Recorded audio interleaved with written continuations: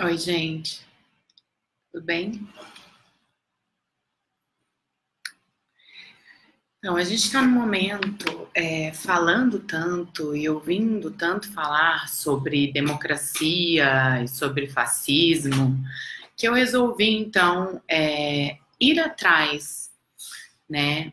Já que eu defendo a democracia e digo que defendo a democracia, eu fiquei com vontade de fazer uma pesquisa básica sobre o que é a democracia e resolvi compartilhar aqui com vocês, tá?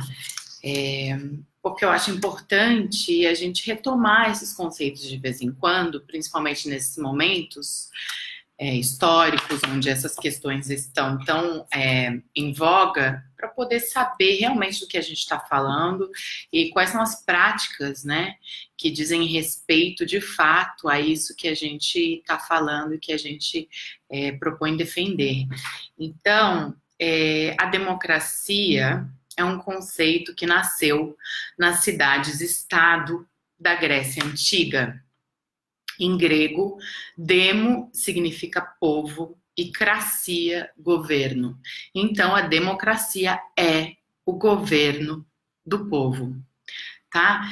Segundo Aristóteles, na sua obra Política, ele define 3 formas de governo. A democracia, que é o governo de muitos, a monarquia, que é o governo de um, e a aristocracia, que é o governo dos nobres. O que eu acho assim fundamental, e essa ideia eu, na verdade, recebi da professora Raquel Costa, que deu um seminário no Encontro de Filosofia e Arte, na UFSC, nesse ano, e ela estava pensando a democracia, dizendo assim, gente, era muito fácil ser democrata na Grécia Antiga.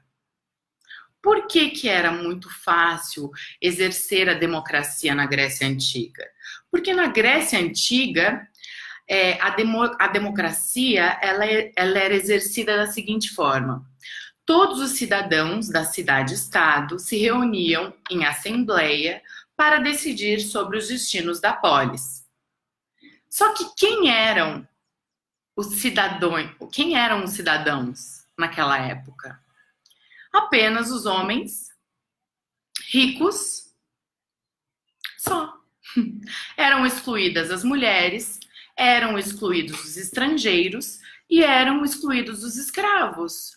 Ou seja, essas assembleias eram compostas por homens de uma mesma classe que tinham interesses muito parecidos. Então era muito fácil estabelecer um debate democrático entre iguais, digamos assim. Essa era a realidade da democracia na Grécia Antiga. O que acontece? Acontece que hoje em dia a gente defende a democracia, o exercício da democracia, numa situação histórica e social completamente diferente. Nós vivemos em uma sociedade muito mais complexa, ainda bem, e nessa sociedade são considerados cidadãos todos os sujeitos. Mulheres, né?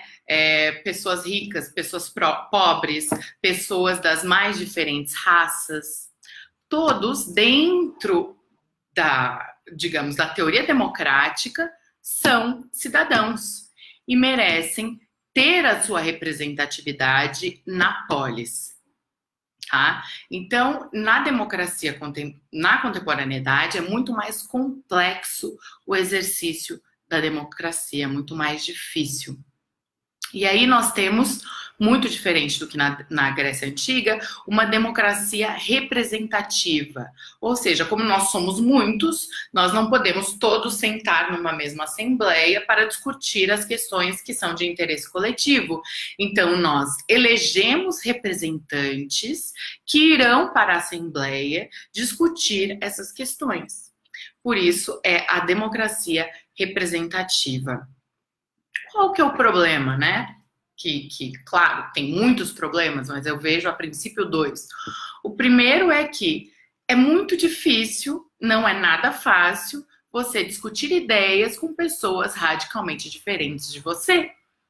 A gente vê isso todo dia. E num cenário de globalização, é isso que acontece. Eu tenho que debater ideias com uma pessoa que vem de uma origem muito diferente de mim, que tem pensamentos muito diferentes dos meus, que tem crenças muito diferentes dos meus, e dentro de um debate democrático, essa pessoa tem o direito de se expressar, de ser escutada e de ser representada, assim como eu. Muito diferente do que todos aqueles homens brancos e iguais da Grécia Antiga, certo? Então, esse é um primeiro problema. A democracia contemporânea, eu tenho que discutir com a diferença, com alguém que representa para mim aquilo que é o oposto do que eu sou, muitas vezes.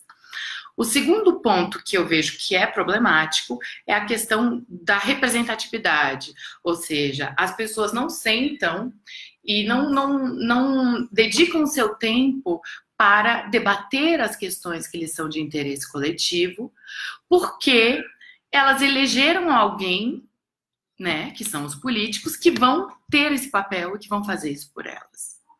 Nesse momento, os cidadãos abrem mão da sua responsabilidade, do seu poder de debate, do seu poder de influenciar, né, as decisões coletivas, colocando esse poder na mão de outrem, que nós sabemos que é muito delicado e arriscado, né? Você colocar a responsabilidade sobre a sua vida na mão de outra pessoa. Então, pensar em meios de aprimorar tanto o debate democrático em meio à diferença e também como aprimorar essa democracia representativa são desafios que a gente tem para a democracia contemporânea. E o Estado democrático, ele visa garantir os direitos fundamentais à cidadania. Quais são esses direitos fundamentais? Os direitos civis, que são a liberdade de expressão, a liberdade de imprensa, de associação e proteção contra prisão arbitrária. Direitos políticos, que é o direito de votar e o direito de ser eleito para um cargo no governo. E os direitos sociais, que são os direitos humanos, né? Que são os direitos de ter acesso à educação, à saúde, à alimentação, à moradia, ao transporte, à segurança, ao lazer. Esses são os direitos abarcados pela democracia. Uma democracia caminha em direção onde todos os cidadãos possam ter acesso a esses direitos. E a luta por democracia nas nações modernas tem se dado no âmbito da conquista, da garantia e da universalização dos direitos citados. Essa referência eu peguei de um site que é muito acessível a todos, né, da InfoEscola. Então, agora eu vou fazer alguns comentários a partir de um artigo bem interessante chamado Globalização e Democracia, da Eliana Maria de Souza Nascimento. Eliana Maria Nascimento, agora o segundo sobrenome, o primeiro sobrenome eu perdi. Que o Aristóteles, também no livro Política, né, ele traz uma citação que eu acho interessante para a gente pensar. Na arte da política, deve-se considerar não apenas qual seja o melhor governo, mas aquele que convém a cada povo, pois nem todos são suscetíveis do melhor.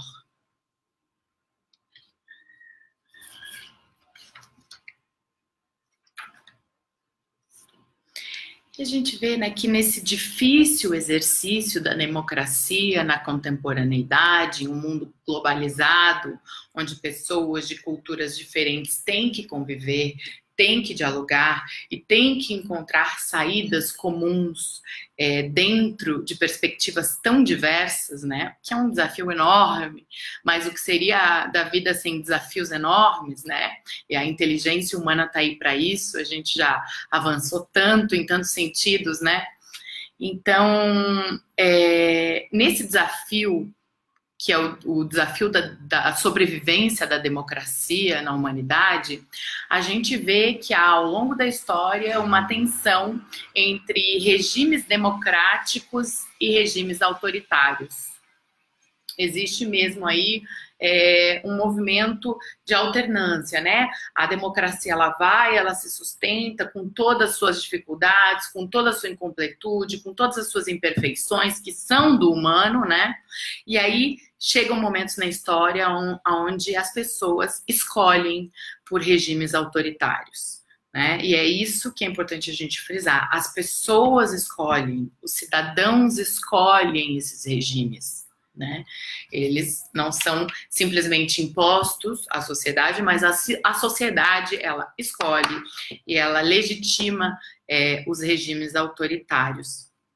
Então, como a gente está pensando muito aqui, agora eu falei sobre a democracia, a gente também está conversando muito, falando muito sobre o fascismo, e o fascismo, né, ele tem algumas características. O pensamento fascista, ele costuma emergir, o fascismo é um regime autoritário, né, que costuma emergir e ganhar força em contextos de crise, seja crise econômica, social ou política, né? Vejamos que nós aqui no Brasil enfrentamos, né, uma grave crise política, crise econômica, crise social, que sempre tivemos, né?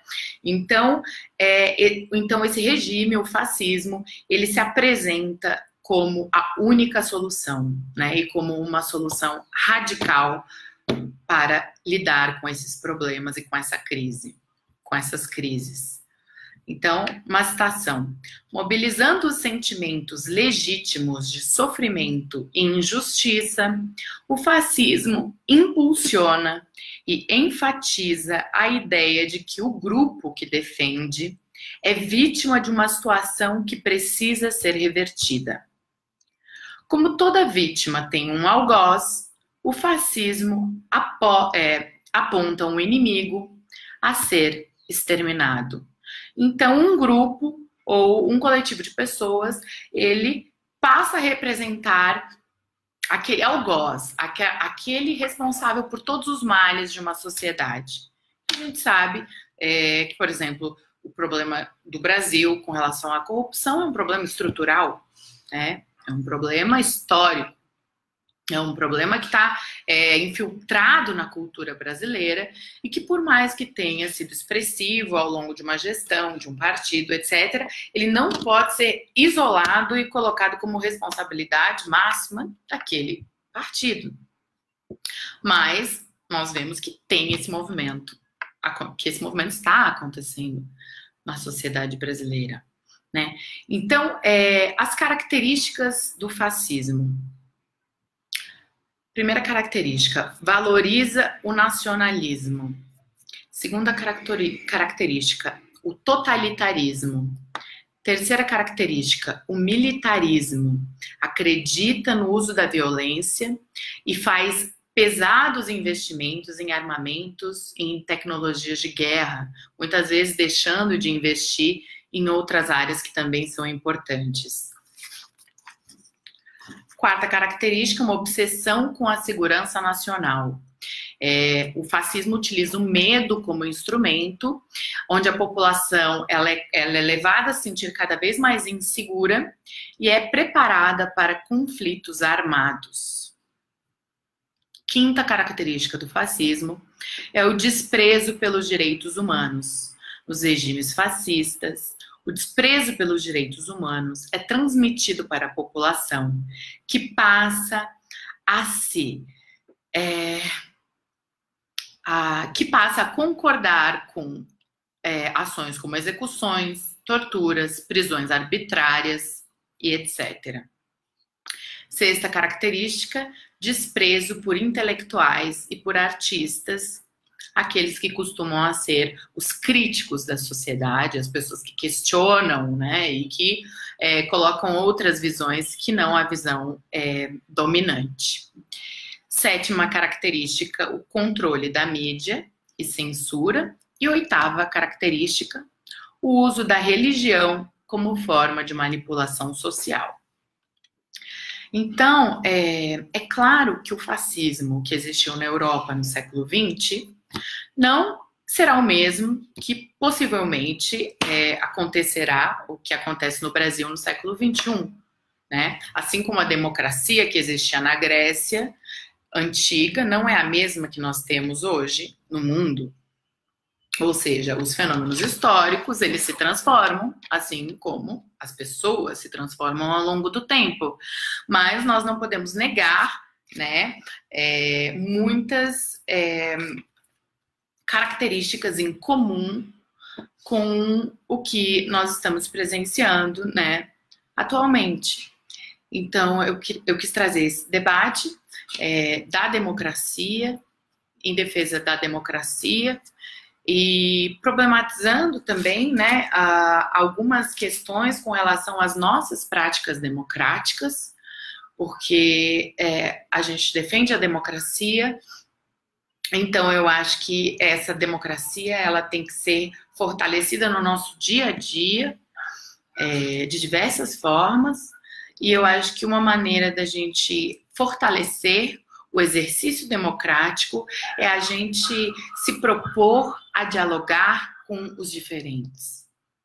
Eu vejo assim, muitas vezes é muito confortável, né, para mim que tem um tipo de pensamento, dialogar com as pessoas que pensam da mesma maneira que eu, né? É muito fácil para mim, que venho de uma cultura específica, dialogar com pessoas que também acreditam nesses mesmos valores culturais.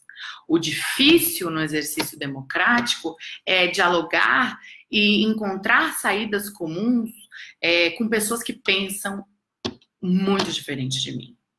E nisso eu acho que muitas vezes nós falhamos. Porque muitas vezes Narciso acha feio que não é espelho, né? Então, por exemplo, como psicanalista, eu venho cada vez mais buscando diálogo com outras áreas, com outros discursos, com pessoas que estudaram outras coisas, que não tem nada a ver com psicanálise, mas que podem trazer novas visões, novos olhares, e que eu quero escutar esses olhares, eu quero aprender com esses discursos diferentes e não ficar fechada no meu meio falando somente com as pessoas que estão ali na minha linguagem, né, falando de igual para igual. Esse é um exercício que eu acho que pode ser um dos mais potentes para a gente fortalecer a democracia e evitar, né, esses movimentos autoritários que de vez em quando infelizmente, podemos dizer assim, aparecem aí no percurso da nossa história, porque esse é um movimento que a gente vê, né? A democracia, ela chega, ela se estabelece, ela com todas as suas dificuldades, e aí, pelas falhas da democracia, então, esses governos autoritários, eles se estabelecem, tentando, então, dizer que nesses ali não terá problema, porque não terá diferença. A diferença, ela não é o problema. A diferença, ela oferece muitos problemas, mas ela também oferece muitas possibilidades de soluções, de criações, de invenções. E eu penso que se nós defendemos a democracia, nós precisamos exercitar cada vez mais o diálogo com os diferentes. Poder falar sem agredir, sem atacar, com pessoas que pensam da forma mais radical e mais, talvez, estranha e talvez mais horrível que possa parecer para você. Então, como ser humano, como profissional, eu me disponho a dialogar e a aprender com aquilo que eu ainda não sei e com aquilo que eu ainda não conheço. Eu faço esse convite para vocês, para que a gente possa tornar a democracia cada dia mais forte, cada dia mais viva, e cada dia mais rica nesse nosso mundo e no futuro. Muito obrigada e aguardo os comentários de vocês, as colocações de vocês, mesmo que sejam divergentes, porque nós estamos aí para isso, né? Para divergir e também para poder... enfim, encontrar pontos de conexão dentro dessas diferenças todas. Então, beijos para todos vocês, para todas vocês.